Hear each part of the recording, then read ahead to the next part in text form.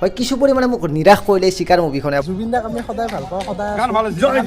এখন চিনেমাক লৈ জুবিন দাক আমি জাজ নকৰোঁ। চিনেমা কিন্তু জুবিন দাৰ ফিল্ম বুলি বেলেগ এটা এক্সাইটমেণ্ট থাকে, এটা এক্সপেক্টেশ্যন, বেলেগ এটা ক্ৰেজ, বেলেগ এটা মানে এক্সাইটেড হৈ থাকে মানুহবোৰ। হয় দে জুবিন গাৰ্গ, তেওঁৰ স্ক্ৰীণ প্ৰেজেঞ্চে যথেষ্ট। তেওঁ এক্টিং কৰিলেও নকৰিলেও জাষ্ট কেমিঅ' যদি দিয়ে যিকোনো এখন মুভিত তেওঁৰ নামেৰে চলি যায় হাৰ্থ বয় অসমৰ। তো মই এই ভিডিঅ'টো এবাৰ ধুনীয়াকৈ এডিট কৰিলোঁ, আপলোডো কৰিলোঁ আনলিষ্টেড কৰি পেলাই। কিন্তু এতিয়া আৰু আকৌ আপলোড কৰিব লগা হৈছে, নতুনকৈ বনাব লগা হৈছে। কিয় জানেনে? চিকাৰৰ মেকাৰসকলে কপিৰাইট ষ্ট্ৰাইক দি আছে বহুত চেনেলক। মোৰ ফ্ৰেণ্ড এটাৰ চেনেলতো দিছে। কাৰণ অসমীয়া মুভিত কি নাজানো অলপ যদি নিগেটিভ পইণ্ট কৈ কিবা কপিৰাইট ষ্ট্ৰাইক দিয়েচোন। কপিৰাইট ষ্ট্ৰাইক কেতিয়া দিব লাগে জানেনে? তোৰ হলৰ কিবা ক্লিপ চুৰি কৰি বা পাইৰেচি কৰি আপলোড দি দিলে বা এনেকুৱা বা কিবা ইলিগেল কাম কৰিলেহে কপিৰাইট ষ্ট্ৰাইক দিয়ে। তো আমি নৰ্মেলি চাব গৈছোঁ হলত, আমাৰ নিজৰ ৰিয়েকশ্যনটো দিছোঁ। সকলোৱে নিজৰ নিজৰ অধিকাৰ আছে নিজৰ ৰিয়েকশ্যনটো দিয়া। তো মই বাৰু আপলোড কৰিম, এইটোও আপলোড কৰিম। আপোনালোকে চাওক ভিডিঅ'টো। মই নৰ্মেলি মই হলত একো দিয়া নাছিল, মই ট্ৰেইলাৰো আনকি একো দিয়া নাই। প্ৰথম অৱস্থাত ট্ৰেইলাৰত 2-এটা চিন দিছিলোঁ, সেইটোতো কাটি দিছোঁ দিয়া এতিয়া। এতিয়া নৰ্মেলি মই ভিডিঅ'টো আপলোড কৰি দিছোঁ। চাওক যোৱা আমাৰ জাৰ্ণিটো দেখুৱাইছোঁ, জাষ্ট মোৰ লাইফষ্টাইলটো দেখুৱাইছোঁ। আৰু চিনেমাখন কেনে লাগিল ফাৰ্ষ্ট ডে ফাৰ্ষ্ট শ্ব' চালোঁ। মই কৈছোঁ মোৰ ৰিয়েকশ্যনটো দিছোঁ, মোৰ ৰিভিউটো দিছোঁ। তো চাওক ভিডিঅ'টো চাওকহে। চাবলৈ গৈ আছোঁ চিকাৰ মুভি, ফুল এক্সাইটেড হৈ আছোঁ। চাওক চাওক 7-8মান টিকেটে কাটিছোঁ। চাওক একদম পুৰা ফাৰ্ষ্ট ডে ফাৰ্ষ্ট শ্ব' চাওক, গোটেইখিনি দেখুৱাই যাওঁ আপোনালোকক। লগৰ বহুকেইজন যাব, তো একেলগে গোটেইকেইটা লগ হওঁ আৰু চাই থাকক কি দেখুৱাই আছোঁ। গোটেইখিনি চাব, ৰিভিউ দিম ধুনীয়া। বৰক এই গাই চিকাৰ চাই একেলগত আপোনালোকক ফুল ৰিভিউ দিম। তো চাই থাককচোন ভিডিঅ'টো। একদম গাঁৱৰ ভিতৰে গৈ আছোঁ, আৰু কেইজনমান আহি আছে ৰ'ব লগত, একদম আগত লগ পাম। কিন্তু কি ৰাস্তা কি হে গাইছ, চব দলং বনাই আছে চাৰিওফালে, বৰ বেয়া অৱস্থা হৈছে চাৰিওফালে কনষ্ট্ৰাকশ্যন, মাথা গৰম হৈ যায় আৰু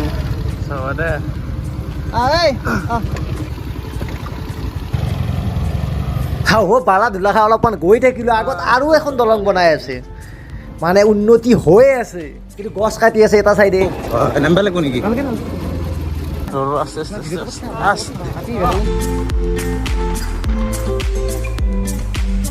এনেকৈ আহি হাইৱে পাম আৰু এতিয়া ধুনীয়াকৈ হেলমেট পিন্ধি ল'লোঁ, পুলিচে ধৰা চান্স থাকে। একদম ফুল স্পীডত গৈ আছোঁ, পামেই আৰু বেছি টাইম নালাগে। আৰু এখন মুভি চাব প্ৰতিবাৰে ৰঙিয়াত আহিব লাগে। মই নলবাৰীত চিনেমা হল হোৱাই নাই আজিলৈকে, কৈ থাকে কিন্তু হোৱা নাই আজিলৈকে। তো আহি পালোঁৱে দিয়ক ৰঙিয়াৰ গ'ল্ড চিনেমা হল। চ' মানুহবোৰ আহি সোমাইছে ভিতৰত, তো আমিও সোমাই লওঁ, এণ্ট্ৰি কৰি লওঁ। কেনে এক্সপেক্টেশ্যন মুভিখনক লৈ? আছে ন, চাই লওঁ তাৰপিছত ৰিভিউ দিম। লগৰকেইটা ফোনে কৰি আছে ৰ'ব, আৰু লগৰ কেইটামান কলেজৰ পৰা বাহিৰে আহিছে ৰ'ব। এই আহিলে আহি পালে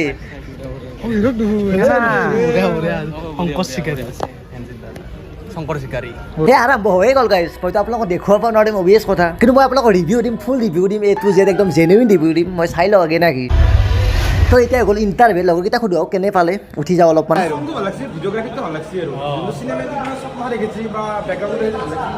তোৰ কেনে লাগিল?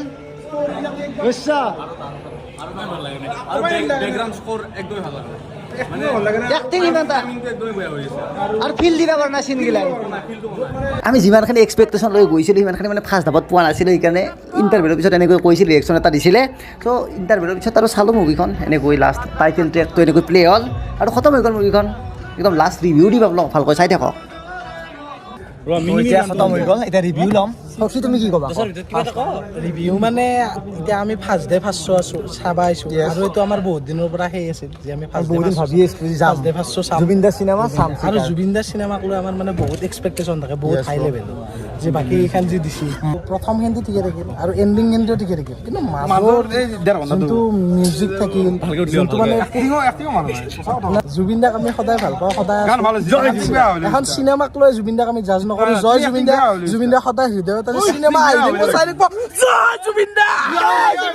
তো ছেকেণ্ডছৰ বাবে মানুহবোৰ আহিছে এনেকৈ। তো মই বাৰু ঘৰত গৈ এটা ফুল ৰিভিউ দিম, এটা জেনুইন ৰিভিউ দিম মোৰ ফালৰ পৰা। তো ভিডিঅ'টো একদম এণ্ডলৈকে চাই থাকক। প্ৰণীতা ৰেষ্টুৰেণ্টত ডাঙৰ পৰঠা খালোঁ, ক'ৰডে চব্জি তলত আছে, আৰু এইটো মোৰ ফেভৰেট বস্তু হয়। প্ৰণীতাত খাই ল'লোঁ, কুঁহিয়াৰৰ ৰস খালোঁ। বাকী সিহঁতকেইটা গ'ল চন্দন, কেনে লাগিল? সময়মতে হৈছে না? জুবিন দাক চাব গৈছোঁ, চিনেমাখন চাব যোৱা নাই, এতিয়া ইমান এটা খাছ হোৱা নাই ন? ভাল মানে কেনে লাগছিল তোমাৰ এক্সপেক্টেশ্যনটো? মানে সেই হৈছিল অ'কে মই ঘৰত যাই ফুল ৰিভিউ দি আছোঁ চাই থাকক তো গাইছ ঘৰত আহি পালোঁ এতিয়া আপোনালোকক ফুল ৰিভিউ এটা দিম আপোনালোকক এই মুভিখনৰ ওপৰত একদম জেনুইন ৰিভিউ দিম মোৰ ফালৰ পৰা হয় কিছু পৰিমাণে মোক নিৰাশ কৰিলে এই চিকাৰ মুভিখনে আপোনালোকক গোটেইখিনি ক'ম বাৰু আৰু এতিয়া গাইছ ইমান গৰম আজি কি ক'ম ফিল্ডছ লাইক 30 ডিগ্ৰী চেলচিয়াছ এই ৰিং লাইট আগত চলি আছে মই ইমান কেনেকৈ ভিডিঅ' বনামে আৰু চাওঁ যিখিনিলৈকে পাৰোঁ মই বনাই যাওঁ নহ'লে মই ভইচ অভাৰ কৰি দিম একো টেনশ্যন নাই বাকী মই জুবিন দাটো মই ক'বই নালাগে জুবিন দাৰ মই সৰুৰে পৰা বহুত ডাঙৰ ফেন মোৰ দৃষ্টিত অসমৰ নাম্বাৰ 1 চেলিব্ৰিটি হয় জুবিন দা আৰু আপোনালোকে জানে মই কিমান এক্সাইটেড হৈ আছিলোঁ 3 দিন 4 দিন আগত মই টিকেট কাটিছিলোঁ এই চিকাৰ মুভিখনৰ আৰু জুবিন দাৰ সকলো মুভি চাওঁৱে মিছন চাইনা চাইছিলোঁ কাঞ্চনজংঘা চাইছিলোঁ তেতিয়া বাৰু মোৰ ইউটিউব চেনেল নাছিল মই ৰিভিউ দিয়া নাছিলোঁ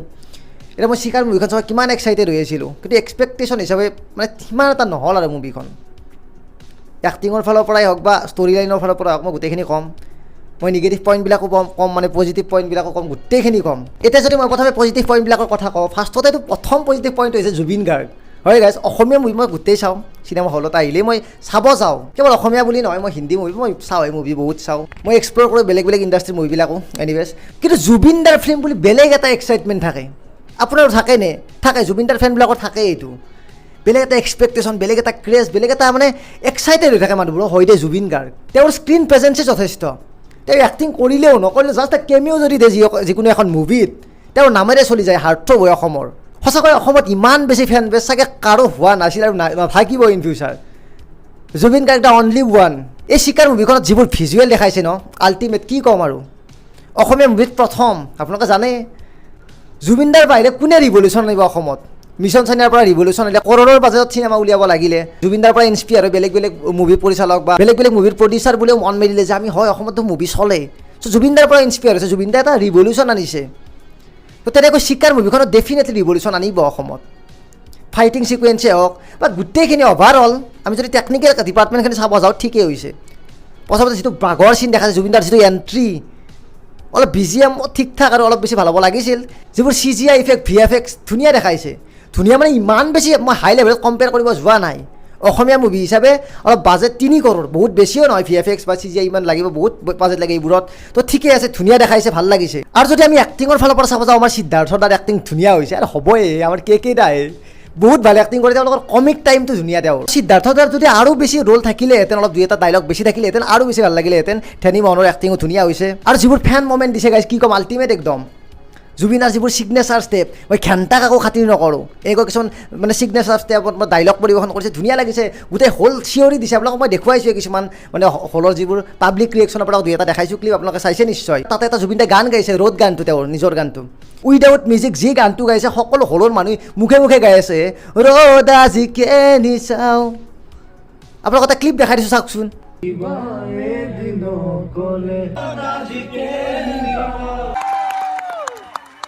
আৰু যিবোৰ ফাইট ছিকুৱেঞ্চ মই কৈছোঁ অলৰেডি যিবোৰ ফাইট দেখাইছে অসমত তেনেকুৱা আগতে কৰা নাই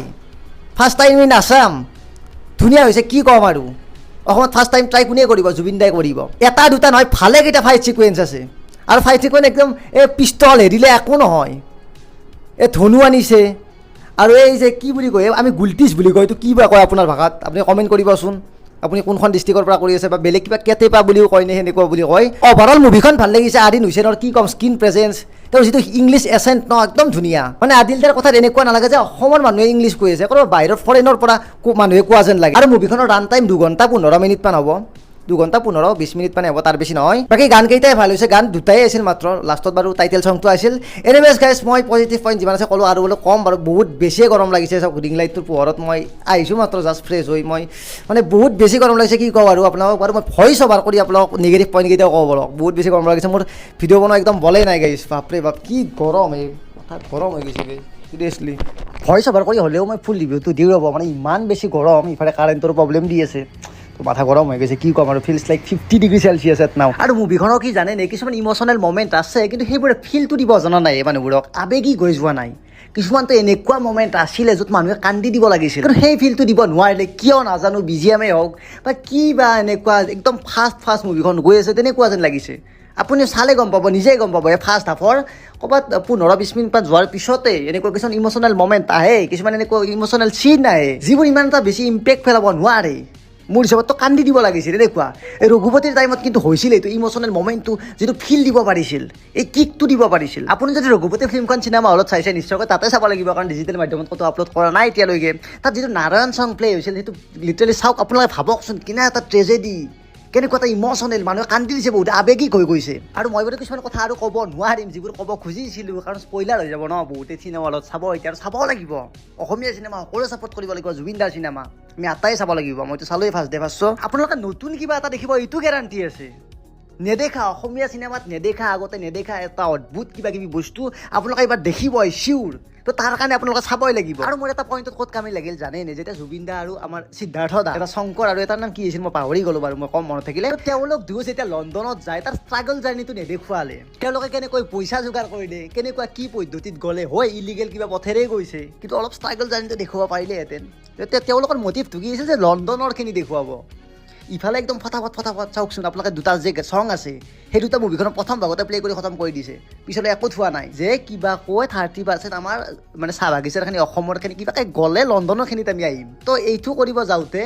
অলপমান ফাৰ্ষ্ট হাফত অলপমান কামি হৈ গৈছে কিন্তু ছেকেণ্ড হাফৰ পৰা আফটাৰ ইণ্টাৰভেল সেই তেতিয়া আৰু ৰক্ষা নাই শংকৰ চিকাৰী ইজন ফায়াৰ একদম ধুনীয়া একশ্যন চিন আছে তো গোটেইখিনি ভাল লাগিছে আৰু ইণ্টাৰভেলৰ পিছত এতিয়া যদি জুবিন দাৰ এক্টিঙৰ কথা ক'ব যাওঁ ঠিক ঠাক আৰু কিন্তু কিছুমান ক্ষেত্ৰত বহুত বেছিয়ে ভাল কৰিছে যেনেকৈ ইণ্টাৰভেলৰ পিছত যেতিয়া জাহাজেৰে গৈ থাকে ঘৰলৈ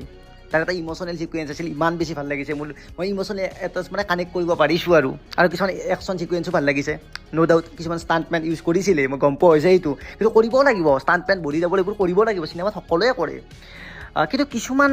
ক্ষেত্ৰত মই উইক পালোঁ জুবিন দাৰ এক্টিং মই বুলি নহয় বহুতখিনিয়ে বহুত মানুহে কৈ আছে হলৰ তো সেইকাৰণে আৰু জুবিন দাৰ এক্টিং কি উইক কি বহি থাকিলেও চাম 3 ঘণ্টা চাবলৈ সেনেকৈও চাম কাৰণ আই লাভ জুবিন দা কি ক'ম আৰু মই লিটাৰেলি বহুত পাগল জুবিন দাৰ কাৰণে মই ক'ব নোৱাৰিম ভালকৈ একাদশী ৰাতিয়া চংটোৰ এটা ৰিমিক্স ভাৰ্চন দিছিলে তাতে মানে মুভিখনৰ মাজতে আচুৰ্যদাৰ কণ্ঠৰ এইটো ভাল লাগিছিলে এটা ইউনিক কনচেপ্ট এটা দিছিলে বহুত বেছি ভাল লাগিছিলে আৰু এক্টিং মেটাৰ নকৰে গোটেইকেইজনতো এক্টিং ভালেই হৈছে তো জুবিন দাৰো ভাল হৈছে এক্টিং বেয়া হোৱা নাই ষ্টৰি লাইনটো অলপ প্ৰেডিক্টেবল হৈছে মানে এটা চিনৰ পিছত নেক্সট কি হ'ব মানে গম পোৱা হৈছে অলপ যদি একদম ফ্লেট গৈছে অলপ যদি মানে অলপ যদি ৰাখিলে হয় মুভিখনত লাইক মই কি ক'ব খুজিছোঁ ধৰক পাষ্টৰ চিন এটা আগত সোমাই দিলে চ' প্ৰেজেণ্টৰটো পিছত সোমাই দিলে ফিউচাৰৰ কিবা এটা আনি দিলে এনেকৈ মানে ষ্টৰি টাইম লাইনৰ লগত যেতিয়া খেলিলে হয় তেতিয়া বেছি ভাল লাগিলে হয় কিন্তু এইটো দেৱাংকৰ বৰগোহাঁই তো তেখেতৰতো ডেবিউ ফিল্ম আছিল প্ৰথম ফিল্ম আছিল চ' অলপ বাৰু ফুলকুটি থাকিবই ফুলকৃতি থাকিব SUV হ'লে কিন্তু ফালি পেলালে হয় লিটাৰেলি এনিৱেজ গাইজ মুভিখন অভাৰঅল ভাল হৈছে মই দিম এইখনক 3 আউট অফ 5 সঁচাকৈ ভাল হৈছে আপোনালোকে হলত আহক আটাই আহক ফেমিলিৰ সৈতে আহক মুভি উপভোগ কৰক হে গাইজ সঁচাকৈ আপোনালোকে ফেমিলিৰ লগত আহক লগ বন্ধুৰ লগত তাত সঁচাকৈ ভাল লাগিব এটা দিন কথা আৰু কিছুমান চিন ডাইৰেক্ট লণ্ডনত কৰা নাই গ্ৰীণ স্ক্ৰীণ ইউজ কৰিছে ডাইৰেক্ট গম পোৱা হৈছে জুবিন দাৰ ষ্টাণ্টমেন ইউজ কৰিছে তো তেনেকুৱা কিছুমান গম পোৱা হৈছে এনিৱেজ গাইজ তো গাইজ ভিডিঅ'টো বহুত দীঘলে হৈ গ'ল আৰু মোৰ বহুত বেছি ভাগৰ লাগিছে এতিয়া শুম মই বাকী জুবিন দা আমাৰ কাৰণে বহুতখিনি কৰিছে আমাৰ অসমক ৰিপ্ৰেজেণ্ট কৰিছে তো I love you Zubeen da জয় আই অসম নতুন ভিডিঅ'ত লগ পাম গাইছিলোঁ বহুখিনি দীঘল হৈ গ'ল bye bye guys take care